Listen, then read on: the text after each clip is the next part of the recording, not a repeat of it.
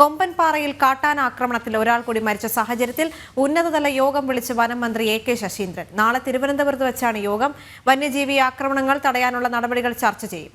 ടിൻഡു ദാസ് ചേരുന്നുണ്ട് കൂടുതൽ വിവരങ്ങളുമായി. ടിൻഡു, കഴിഞ്ഞ ദിവസം അല്ലെങ്കിൽ ഏറ്റവും പുതിയ അപ്ഡേറ്റുകളുടെ അടിസ്ഥാനത്തിൽ പറയുകയാണെങ്കിൽ പാലോട് കൊല്ലപ്പെട്ട വയോധികൻ മരിച്ചത് കാട്ടാന ആക്രമണത്തിലാണ് എന്ന് സ്ഥിരീകരിച്ചിരിക്കുന്ന ഒരു സാഹചര്യം കൂടി ഉണ്ടായിരിക്കുകയാണ്.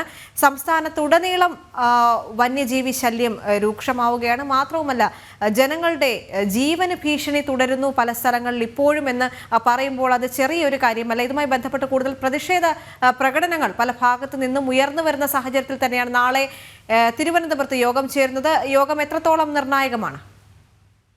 ദേവിക, സംസ്ഥാനത്തെ കാട്ടാന ആക്രമണങ്ങളുടെ പശ്ചാത്തലത്തിൽ വനം വകുപ്പിലെ എല്ലാ വിഭാഗം മേധാവികളെയും പങ്കെടുപ്പിച്ചുകൊണ്ടുള്ള ഉന്നതതല യോഗം വിളിച്ചു ചേർക്കാനാണ് വനമന്ത്രി എ.കെ. ശശീന്ദ്രൻ മുഖ്യ വനം മേധാവിക്ക് നിർദ്ദേശം നൽകിയിട്ടുള്ളത്. നാളെ 2:30 ചീഫ് വൈൽഡ് ലൈഫ് വാർഡൻ ഉൾപ്പെടെയുള്ള എല്ലാ വനം ഉദ്യോഗസ്ഥരും വനം വകുപ്പ് ആസ്ഥാനത്ത് നടക്കുന്ന യോഗത്തിൽ പങ്കെടുക്കണമെന്ന് വനമന്ത്രി നിർദ്ദേശം നൽകിയിട്ടുണ്ട്.